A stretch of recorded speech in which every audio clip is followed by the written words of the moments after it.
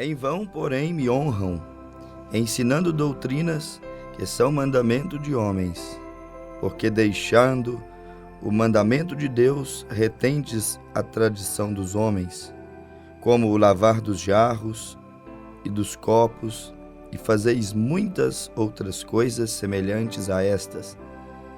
E dizia-lhes: bem invalidais o mandamento de Deus, para guardardes a vossa tradição.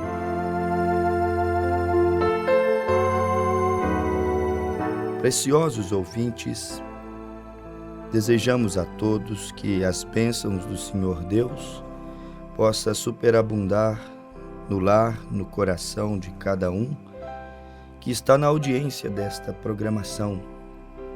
Neste programa de hoje, estamos tomando alguns versículos da Bíblia que se encontram no livro de São Marcos, no capítulo 7, no versículo 7 até o 9, quando o Senhor Jesus, ele está falando sobre as doutrinas e mandamentos de homens, e ele está destacando o quanto o homem se apega às tradições religiosas e invalidam o verdadeiro mandamento de Deus.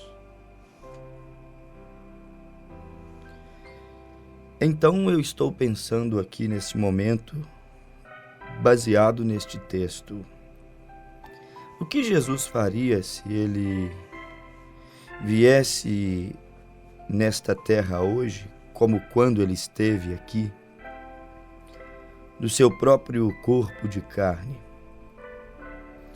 Ao chegar aqui neste cenário religioso hoje, eu acredito que Jesus, ele encontraria o mesmo quadro.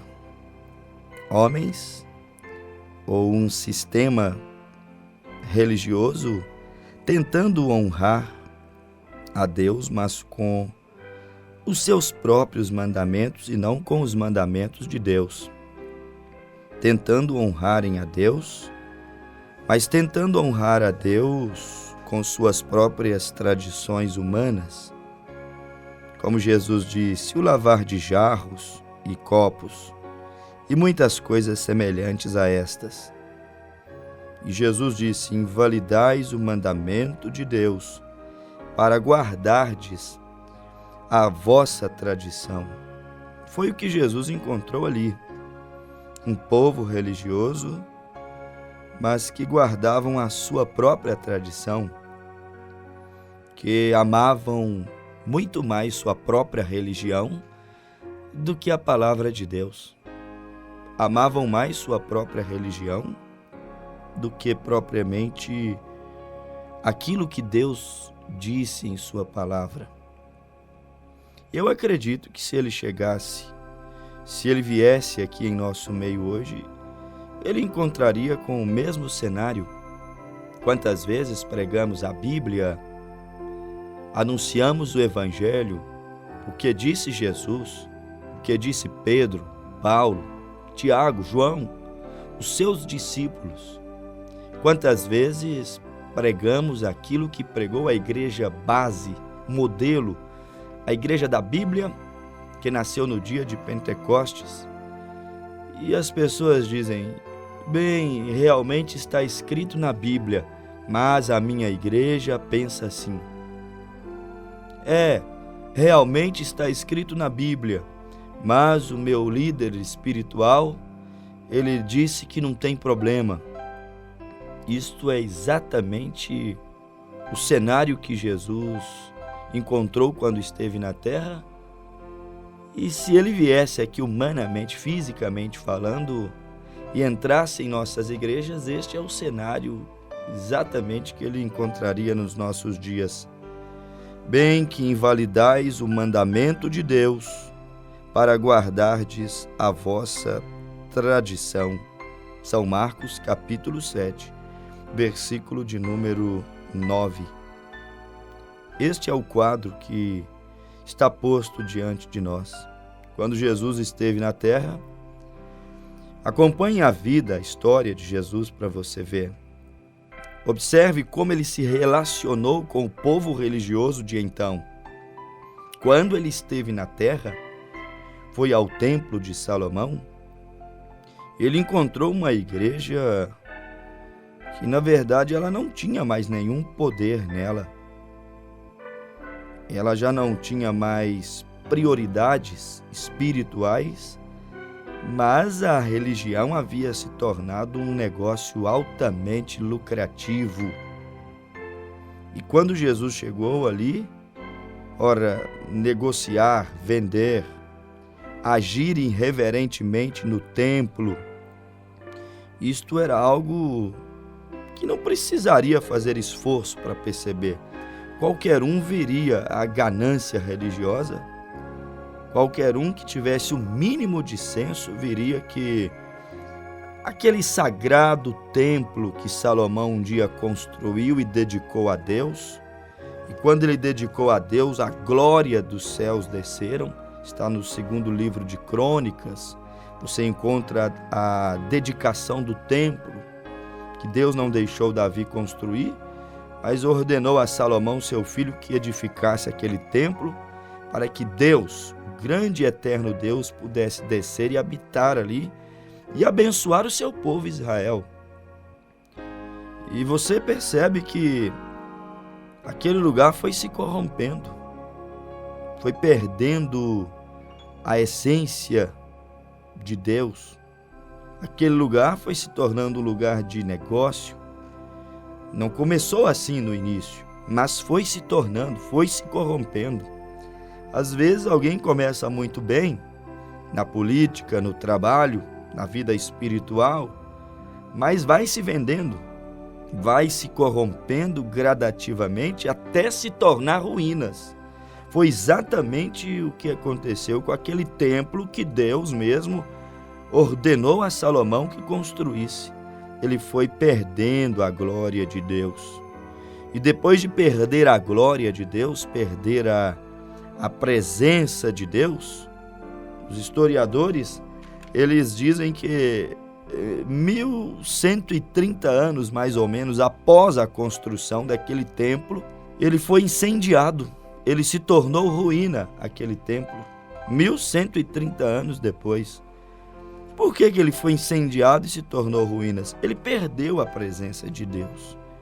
Deus já não habitava, não estava mais ali. Levou 1130 anos para ele perder totalmente o seu valor, a sua visão, o seu foco espiritual. Meus amados ouvintes, fazem mais de 2000 anos que Jesus Cristo fundou a igreja no dia de Pentecostes com a descida do Espírito Santo.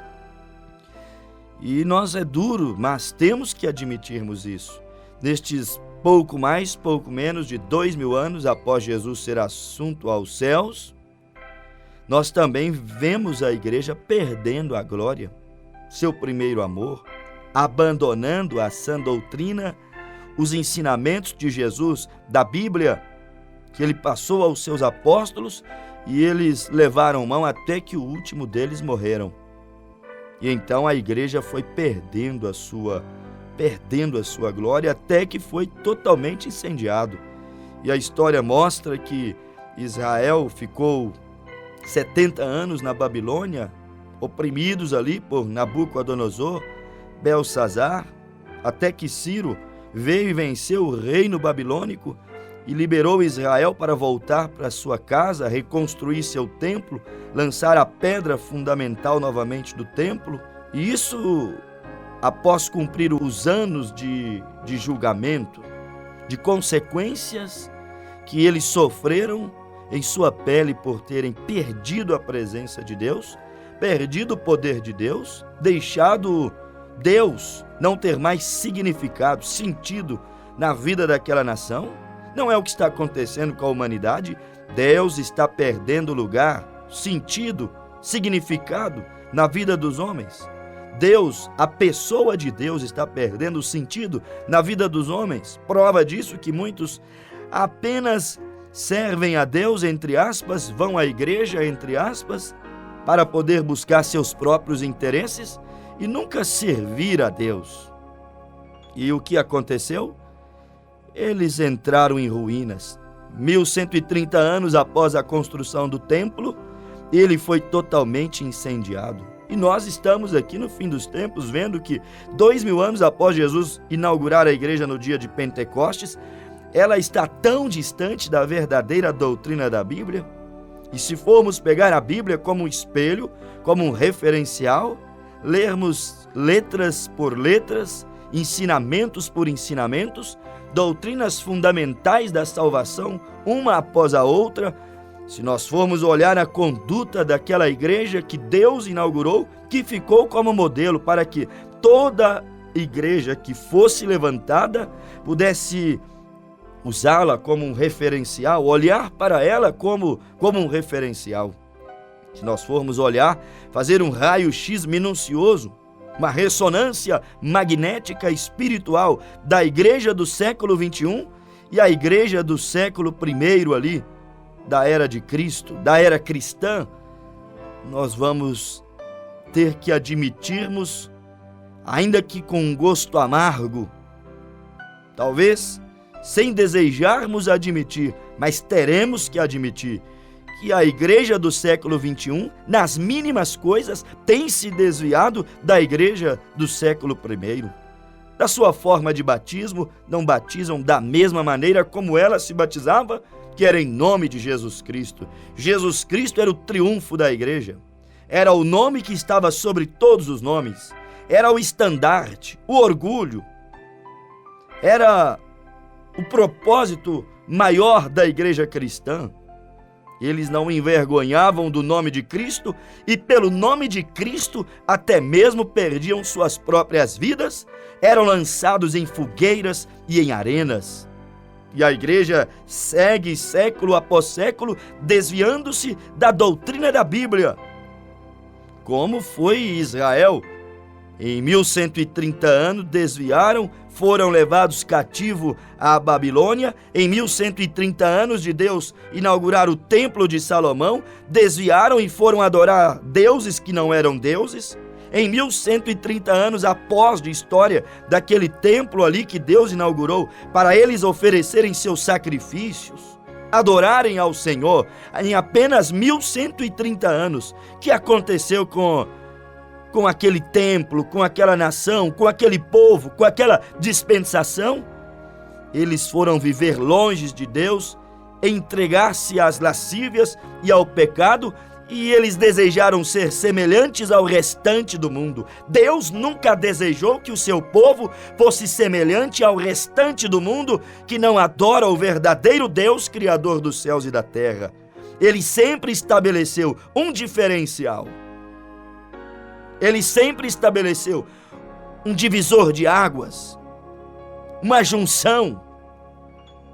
Mas eles perderam a glória de Deus, se tornaram como o restante das nações, foram adorar outros deuses como o restante da nação, foram praticar coisas que aos outros eram lícitas por não conhecer a Deus e sua palavra, e Deus não leva o homem a juízo se ele não tem conhecimento. Por isso que a Bíblia diz que Deus não leva em conta o tempo de ignorância. Perderam a glória de Deus, perderam a presença de Deus, abandonaram ao Senhor, perderam seu templo. Depois, recapitulando aqui, receberam o direito de voltar para sua terra e reconstruir o templo. Reconstruíram, mas não durou nem mais 1000 anos na presença de Deus. Foram apenas mais 630 anos para que então eles pudessem se desviarem novamente. Foram apenas mais 630 anos para que aquele lugar que estava sujeito a ser o lugar mais puro, mais santo da história de Israel, o lugar mais esplêndido, mais magnífico que a terra já viu, só de entrar ali dentro, o homem já sentia que estava em um lugar celestial, espiritual, já podia perceber a presença de Deus, que aquilo não era um lugar de comércio, não era uma casa de câmbio, mas era um lugar apenas voltado para o enlevo espiritual, para o homem se encontrar com Deus. Foram apenas, após Ciro liberar Israel a voltar e reedificar o seu templo, após receberem mais uma oportunidade de Deus para recomeçarem certo novamente, porque Deus sempre dá mais uma oportunidade. Deus sempre oferece sua misericórdia, sua graça, seu favor imerecido.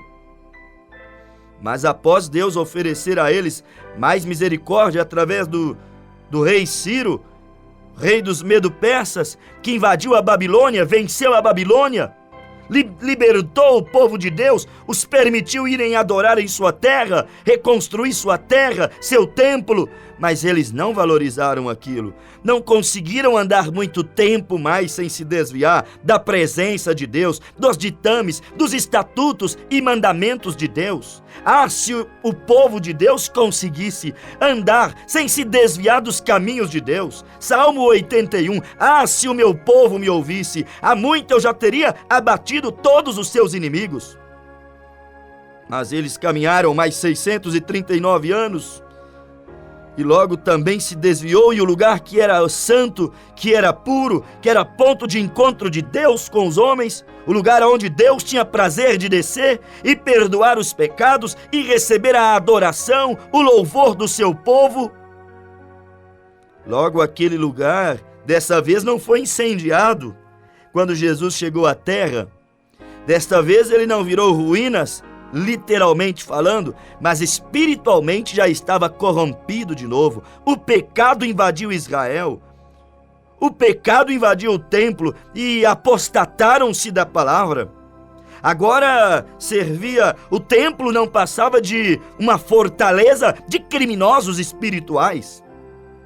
Leia a história e leia a Bíblia. Quando eu digo que o templo se tornou uma casa de criminosos, quando eu digo que o templo se transformou em uma fortaleza de criminosos espirituais, eu estou fazendo alusão à Escritura, ao texto da Bíblia, que Jesus disse: esta é a casa do meu Pai, será chamada casa de oração, e vós a tendes convertido em covil de ladrões. Jesus disse que eles tinham feito da igreja, da casa de Deus, do sistema religioso daquele dia, uma loja, uma casa de câmbio, um lugar de gente roubar, explorar a fé do povo simples, leigo.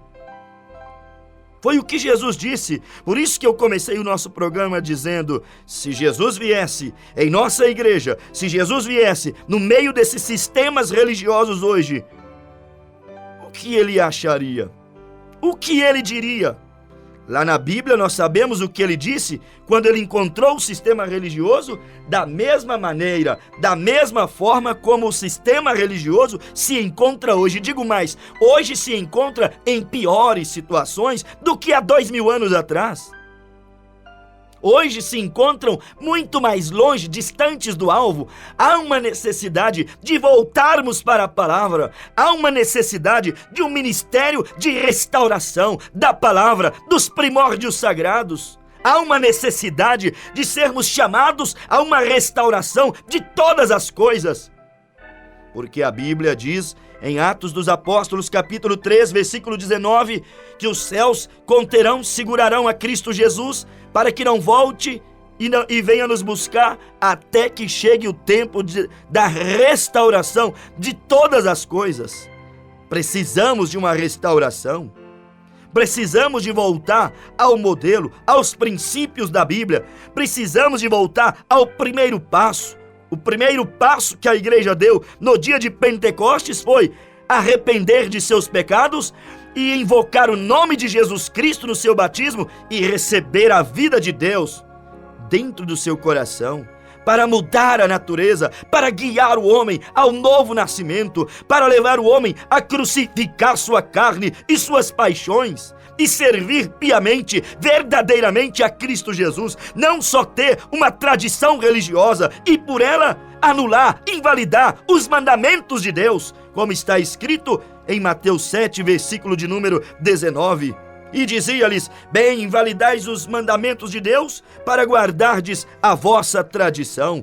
Precisamos de uma restauração, voltar à palavra, para que ela não venha a ser anulada, invalidada por preceitos, por credos, por dogmas, por teorias humanas.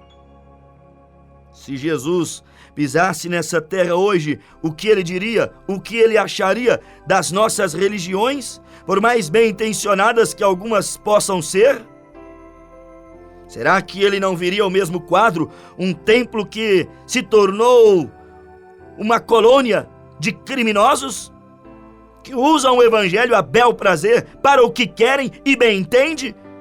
Que aproximam do evangelho, mas não no espírito o qual deveríamos aproximar, que é salvação, adoração, mudança de vida, o encontro real da criatura com o Criador, do pecador com aquele que pode lhe perdoar. O que Jesus diria se ele pisasse nessa terra hoje e observasse as nossas religiões modernas hoje, deste século 21? Este realmente é um tempo crítico e esta é uma boa reflexão que nos dá um beliscão em nossa consciência e pode nos incomodar um pouco e fazer o pregador parecer um tanto rude, mas devemos pensar acerca dessas coisas. Os judeus ali crucificaram, rejeitaram o Messias, rejeitaram seus discípulos. E agora o que fizeram? Usurparam daquilo que era santo, sagrado, o templo. Mas Deus não permaneceu no meio de tudo aquilo. Ele abandonou aquele sistema. Enquanto eles ficaram com os templos mais suntuosos da cidade, enquanto gozavam do maior privilégio que o governo lhes dava, enquanto eles tinham o carinho da multidão e a maioria da população seguindo-os, Jesus estava andando à margem da sociedade. Jesus estava chamando aos seus filhos que não tinham vez diante daquela religião suntuosa, daquela religião bonita, encantável, que atraía a maioria, porém não tinha mais a glória de Deus, não tinha mais nenhum poder nela, só tinha capacidade de negociar, negociava com os fiéis, vendendo sacrifício, negociava com o governo, negociava, vendia, agia de maneira irreverente dentro do templo, porque o templo não é feito para isso, mas é feito para ouvir-se a pregação da palavra. O templo é um lugar de salvação, de mudança, de transformação, de reflexão. Ele encontrou uma igreja quando ele esteve na terra sem poder. Não é um retrato das igrejas desses dias que nós estamos vivendo, uma igreja sem forças para vencer o pecado. Um sistema que já está totalmente corroído e cada dia que passa se corrói mais. Ele encontrou uma igreja cheia, na verdade, de rituais, de tradições, de liturgias, mas não tinha poder algum. Não tinha poder, tinha psicologias, teologias, tinha um monte de cerimoniais, mas não tinha poder. Tinha poder político, tinha poder financeiro, tinha poder social, era bem aceita para o povo aquela religião, a qual já não tinha mais a glória, o aval, a presença de Deus, mas tinha poder de encantamento, tinha poder de persuasão, poder psicológico, poder teológico, poder para pegar a Bíblia e a interpretar ao bel prazer. Quando Jesus veio à terra, ele encontrou uma igreja cheia de rituais, tradições religiosos, mas não encontrou um povo, uma igreja que realmente vivia a palavra, pregava a palavra, que realmente levava a Bíblia a sério, não como uma fonte de negócio, ou apenas como uma mina aonde se desce para extrair pedras preciosas, ou seja, um livro aonde se entra para extrair bênçãos materiais, bênçãos para o seu corpo físico. Quando ele chegou à terra, ele encontrou uma igreja cheia de rituais, cheia de tradições religiosas, cheia de altares, cheia de sacrifícios, cheia de comemorações, que para os judeus eram sagradas na verdade, mas Deus já não estava mais naquilo. Isaías capítulo 1, versículo 12. Enquanto mais orava, mais Deus tapava os ouvidos. Enquanto mais cordeiros e sacrifícios ofereciam, Deus disse, mais me nojo. Eu não pedi vocês que trouxessem isso para mim, neste espírito e com estas segundas intenções que vós tendes trazido. Esta foi a igreja que Jesus encontrou na terra lá, e esta é a igreja que ele também vai encontrar na terra nos dias da sua segunda vinda, porque Cristo breve voltará. E quando ele estiver por chegar aqui, ele encontrará isso, superstições, ritualismos, tradições, psicologias, teologias, cerimoniais, liturgias, altares e sacrifícios e comemorações pagãs dentro no seio, arraigados no seio do cristianismo. Todo aquele ritual que eles faziam ali, os judeus, digo os judeus, até não estava errado, mas estava irritando a Deus, porque perderam o sentimento. Estava irritando, aquilo era irritante a Deus. Como muitas músicas hoje são irritantes para Deus, como muitas pregações hoje religiosas, coberta por interesses, são irritantes para Deus, como muitos sacrifícios que as religiões te chamam a fazer, são irritantes para Deus, e fogueiras santas, e águas bentas, e sacrifícios, e sal ungido, e cajado ungido, e meia ungida, e peixinho ungido, e tanta coisa, tomando dinheiro do povo simples e pobre. Tem coisas que são irritantes para Deus. Tinham músicas, tinham pregações, tinham sacrifícios, a igreja que Jesus encontrou quando ele entrou em cena na terra. Tinha festas, tinha muitas teorias, porém não tinha o poder de Deus para mudar. Tinha a mecânica de Deus, mas não tinha a presença de Deus. Tinham a lei de Moisés, os pergaminhos, mas não tinha a presença de Deus. Não adianta ser religioso e não ter a presença de Deus na sua vida, no seu coração, no seu dia a dia, no seu lar. Tem que ter a presença de Deus. A presença de Deus é que faz a diferença. O fogo do Espírito Santo é que faz a diferença. É que leva um homem a ser um verdadeiro homem, uma mulher ser uma verdadeira mulher, um jovem conseguir vencer as ofertas vulgares, vis, baratas que estão aí nas espreitas, nas portas das escolas, nas portas das igrejas, nas portas da faculdade, onde quer que seja. Há ofertas e mais ofertas para amarrar essa mocidade, para poder laçar essa geração.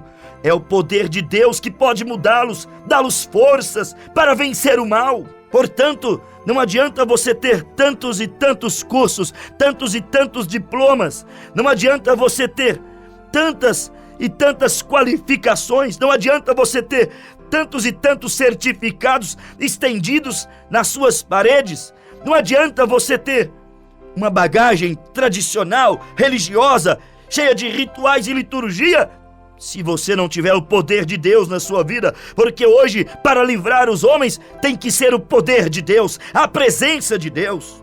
E eles não tinham isso, tinham mecânica, mas não tinham a vida que precisava, não tinham o poder que precisava. E isso aborrece a Deus. Um povo, uma religião que não tem poder para mudar, uma igreja que não tem poder, isso aborrece a Deus. Eu não digo poder político, porque as igrejas hoje estão tão poderosas politicamente, elas já colocam seus senadores para lhe representar, seus deputados para lhe representar. A igreja tem tanto poder político, tanto poder financeiro, se torna uma grande investidora em ações e tantas outras coisas. Eu estou falando do poder de Deus, para nos levarmos a sermos mais humildes, mais cristãos, mais puros, mais parecidos com Jesus. Eu estou falando do poder de Deus para nos distanciar do pecado, do álcool, do vício, das drogas, para poder nos distanciar desta vida que desagrada ao Espírito Santo de Deus. Eu estou falando do poder do alto para transformar um marginalizado, para pegar um homem que está como um refúgio para a sociedade e fazer um vaso novo, um vaso de honra, como diz a Bíblia. Eu estou falando do poder sobrenatural, porque Deus, Ele é poder sobrenatural e Ele tem esse poder sobrenatural para operar na sua vida. Um Deus de poder que enviou profetas com obras poderosíssimas, transformadoras, que fazia a igreja ser sal, ser luz, ser vida, não ser escândalo para a sociedade, pedra de tropeço. Eu estou falando de um evangelho de poder, que não deixa a igreja se corromper com dinheiro, com política, com o que quer que seja, como estamos vendo a igreja do século 21. Um Deus de poder, com profetas que manifestou obras poderosíssimas. Ele deseja uma igreja que tenha poder, não uma igreja impotente, fraca, sem o sobrenatural de Deus. Se ela é fraca, impotente, está anêmica, algo está radicalmente errado com ela. A igreja precisa voltar a Atos capítulo 2, ao seu berço, ao seu princípio, quando ela tinha poder transformador. Eu não digo poder político, volto a frisar, financeiro, volto a frisar, porque a igreja do século 21, ela é super rica, super poderosa. Apocalipse capítulo 3, versículo 15, a Bíblia Sagrada nos mostra isso. A própria Sagradas Letras deste livro tão bendito diz que a igreja dessa era, ela disse: eu sei as tuas obras, nem és frio nem quente, tomara que foras frio ou quente. Assim, porque és morno e não és frio nem quente, vomitar-te-ei da minha boca. Como dizes, rico sou, estou enriquecido, e de nada tenho falta, e não sabes tu que é um miserável e pobre, cego e nu. Olha Deus dizendo que a igreja dessa era de Laodiceia, ela diz ser rica, ser poderosa, ter alcançado direitos e grandes posições. Ela reivindica ter um poder que ela não teve em tempo algum, em século algum, mas ela está enganada, diz a Bíblia. Ela está causando náusea, ânsias de vômito em Deus, porque o poder que Deus quer ver em sua igreja é o poder do alto, é o poder do Espírito Santo, é o poder transformador, é o poder do perdão, é o poder do amor. É o poder que reata, que reconcilia, que muda, que liberta, que faz o homem ser uma nova criatura. Esse é o poder que Deus espera ver brilhando, manifestado em sua igreja. Não sendo assim, algo está errado.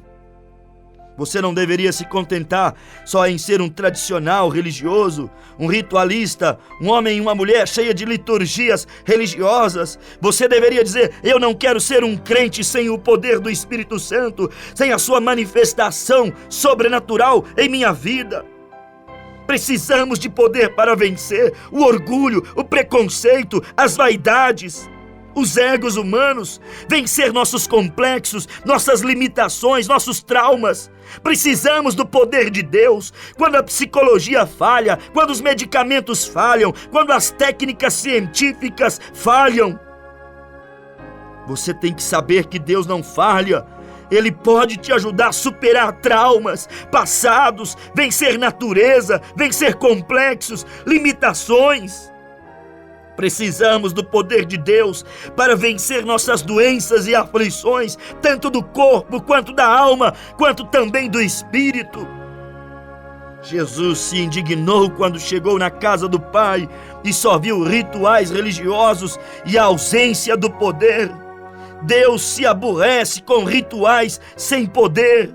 A vida cristã, quanto à salvação, transformação, quando o assunto é vida cristã, Deus não gosta dos rituais, das teologias, das filosofias, ocupando o lugar que deveria ter o seu poder transformador. Por isso Paulo disse em 1 Coríntios capítulo 2, quando fui ter convosco, irmãos, eu tratei de ir anunciando apenas o Cristo ressuscitado. Não fui com palavras persuasivas para que vocês não escorassem em ciências humanas, mas fui com a demonstração de poder. O poder que mudou o Gadareno, o poder que mudou a Madalena, o poder que mudou Saulo a ser um Paulo, um pequeno apóstolo. Homem de Deus que mudou a história do cristianismo, que enviou o evangelho por toda a Ásia e por toda a terra gentílica, que abriu as 7 eras da igreja, o período de graça para todos quanto não estavam nas terras de Israel. Esse poder que mudou aqueles homens, aquelas mulheres, que a sociedade e a religiosidade de então nada dava para eles, pode mudar você, amado ouvinte. Busque uma experiência com Deus e Ele te mudará, e Ele te ajudará. Não contente-se com um evangelho seco, sem óleo, sem azeite, sem poder para mudar a sua vida. Deus pode te mudar. Em nome de Jesus Cristo, receba essa mensagem no coração e Ele te ajudará. Amém.